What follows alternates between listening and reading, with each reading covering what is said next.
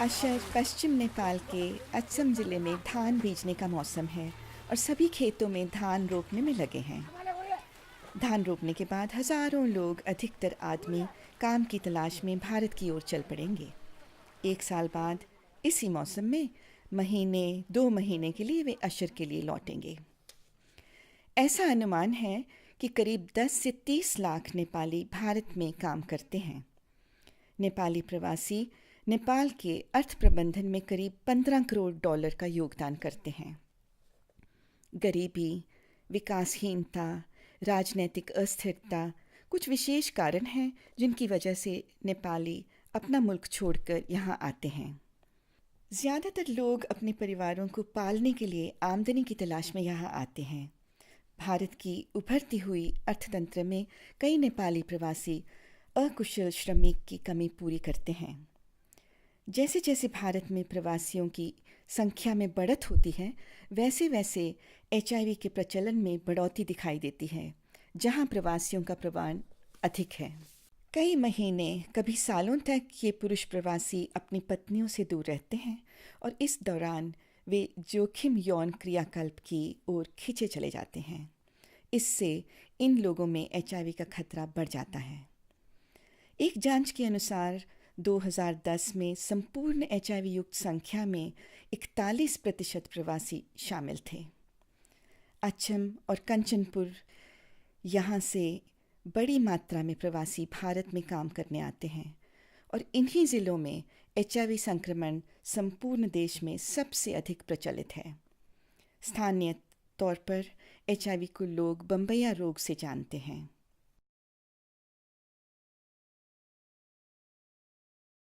रविंद्र भंडारी 3 बच्चों का बाप है और दिल्ली में सुरक्षा गार्ड का काम कर रहा है।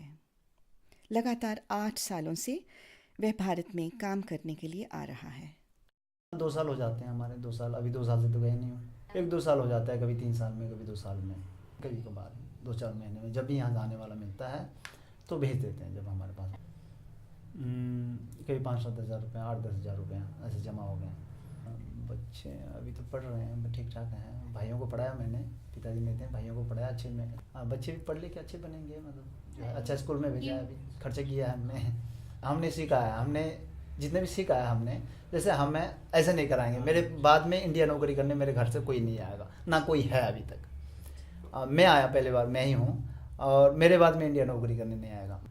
रविंद्र कहता है कि अब वे और उसके दोस्त HIV के बारे में जानते हैं। कुछ टाइम पहले तो हमें पता ही नहीं था, अब जब पता है तो कंडोम यूज़ करते हैं अब तो। हाँ, अभी अभी सीखा है कुछ लोगों ने। अब जैसे हम बैठते हैं यार दोस्तों में, हम भी मतलब बातचीत कर लेते हैं, समझाते हैं, इस बारे में बात होती है। जिसको जो मतलब करना है बात होती है, तो हम ये सलाह देते हैं उनको, जैसे यहाँ आते जाते हैं, जो हमने सीखा है। गणेश शाह अच्चम जिले का रहने वाला है। वो शादीशुदा है और उसके 6 बच्चे हैं। मुंबई में वे यौन कर्मी के साथ यौन संबंध के दौरान कॉन्डोम का प्रयोग नहीं करता। 3 साल पहले HIV जांच से उसे मालूम हुआ कि उसे HIV है। तब से अब तक वह ARV दवा ले रहा है। जैसे ही उसे अपने HIV होने का पता लगा तो मनमा त अब लाग्यो, अब आफूलाई दुख लाग्यो, अब के मरिसके बाँचिन्छ। मैं मन ही मन बहुत दुखी हुआ। मुझे पता नहीं था कि बचूंगा कि नहीं। मुझे लगा कि मेरी ज़िंदगी में कोई अर्थ नहीं, लेकिन जब मैंने दवाई लेना शुरू किया तब से ठीक हूँ। अब मुझे अलग अनुभव होता है। मुझे लगता है कि मैं बच सकूँगा। यहाँ दवाई है। अगर हमें मरना होता तो अब तक मर चुके होते। अब दवाइयाँ आ गई हैं और हमें आशा है कि हम बच सकते हैं। और पत्नी के साथ म हरेकचोटि परिवारसँग जब भी मैं यौन संपर्क करता हूँ तो हर बार कंडोम का प्रयोग करता हूँ। गर्दा उसकी पत्नी ने 5 या 6 बार HIV जांच करवाई और वे अभी तक HIV संक्रमित नहीं है। यदि उनका बस चले तो ज़्यादातर महिलाएं भारत से लौटते हुए पति के साथ कॉन्डोम का इस्तेमाल करने की इच्छा रखती हैं। राधिका देवी 4 बच्चों की माँ है और उसका पति मुंबई में काम करता है। वो 9 साल के बाद वापस नेपाल में है। वो बस अभी ही आया। हाँ, बस अभी 9 साल के बाद। वो 18-19 दिन यहाँ बड़ी मुश्किल से रहा। उनको वापस जाने की जल्दी थी। थोड़ा थोड़ा, वो कुछ खास नहीं भेजते। उस 9 साल में एक बार मैं खुद वापस घर आई। वो खास मैं कुछ नहीं भेजते, बस 1 और 2 बार उन्होंने पैसा भेजा था। जब उसका पति वापस आया तो उसने उसे कॉन्डोम का प्रयोग नहीं करने दिया। प्रयोग नहीं किया। वो प्रयोग करना नहीं चाहते थे। वो कहते थे कि क्यों तुम मुझ पे शक करती हो। मैंने उनको प्रयोग करने के लिए बोला था। मुझे लगता है कि वो बहुत ज़्यादा शराब पीता है। मैं उनके साथ 1 साल रहकर आई हूँ, तो मुझे मालूम है कि वो बहुत ज़्यादा शराब पीता है, पर वो और कुछ नहीं करता। यह मैं महसूस करती हूँ, पर सच किसे पता। मुझे मेरे माँ बाप से कुछ सहायता मिलती है और हमारे पास कुछ ज़मीन है। मैंने कुछ ज़मीन बेच दी है। उसी के सहारे मैंने बच्चों की परवरिश की है और उन्हें यहाँ तक लाई हूँ। जब मेरे पास 2 और बेटा है, उनके लिए पर्याप्त नहीं होगा। अब मुझे लगता है कि मुझे दुख होगा। वो इंडिया से महीने में 2 और 3 बार कॉल करते हैं। एक बात यह है कि वो शराब ज़्यादा पीता है। वो कहता है कि वो अगले महीने में आऊँगा। महीना ख़त्म हो जाता है, फिर वो अगले महीने कहता है, पर वो कभी नहीं होता।